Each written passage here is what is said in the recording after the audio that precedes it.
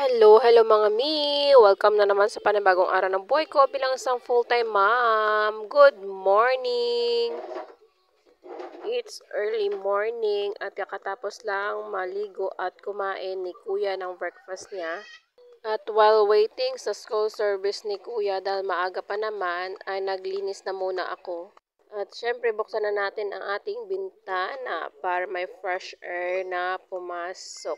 At habang tulog pa ang baby bunso, samantalahin na natin ang dapat gawin ngayong araw. Yun na nga at paglilinis ng ating kusina muna saglit.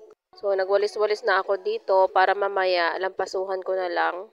At alam nyo naman, ang aming ate Polly ay panay gulong-gulong dito sa aming sahig. So kailangang unahin yung sahig. At naipon na naman pala yung mga dumi dito sa gilid. Dahil minsan mga sa gitna na lang nagwawalis at hindi na nawawalisan yung gilid-gilid dahil nga't nagmamadali tayo lagi. So pag mag-time na lang talaga makakuskus dito sa mga gilid-gilid. At tingnan natin na malay mga naiipon, mga dumi, mga basura, yung mga plastic na pinagkakainan ng mga bata. So ayan, nalinisan na natin. Minsan kasi nagtatambay si Ate Polly dito banda sa may car niya. May car kasi dyan. So pag kumakain siya ay dyan na lang niya nilalagay. So hindi ko na namamalayan yan.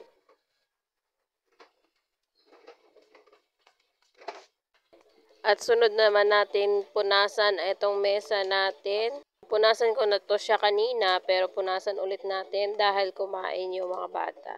Natira pang mga patak-patak ng pagkain na nilalanggam so kailangan nating punasan yan. At minsan umaakyat din dito yung mga pusa, ayan, naghahanap ng makakain.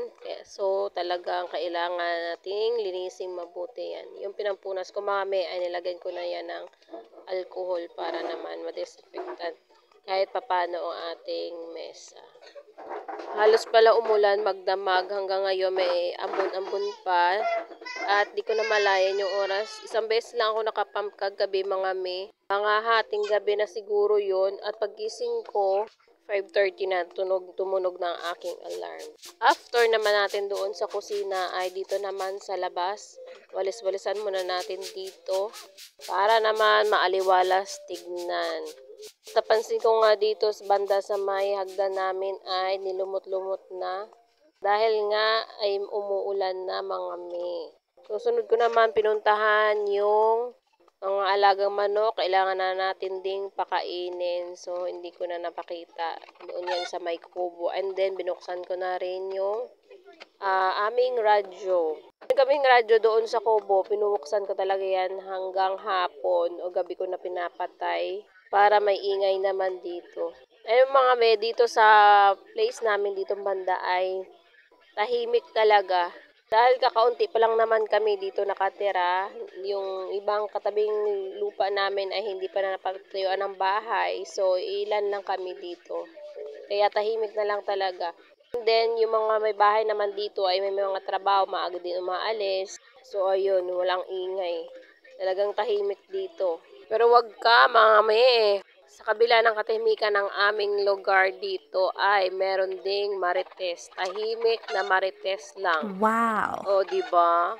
Pero mamalayan mo na lang, may nagsabi na lang sa'yo na pinagchichismisan ka na pala daw nung kabilang bahay. So, hindi ko naman na yan iniisip pa mga may, ayan, hayaan ko na lang sila kasi hindi naman ako lumalabas ng aming bahay. Alam nyo naman yan. Ito lang talaga sa bahay ako. At this time, andyan na pala yung sundo ni Kuya. So, nag-aantay na doon sa may unahan. So, pinalabas ko na siya dahil anong oras naman to? 7:15 na. So, yung pasok nila ay 7:30. So, malapit lang naman yung school ni Kuya dito mga me. So, kayang-kaya yan. At yun pala ay last day na ng National Learning Camp nila Kuya ngayon. Pahinga na mga me dahil next week ay regular class na. Baka bukas ay tumawid na naman kami ng Boracay mga me.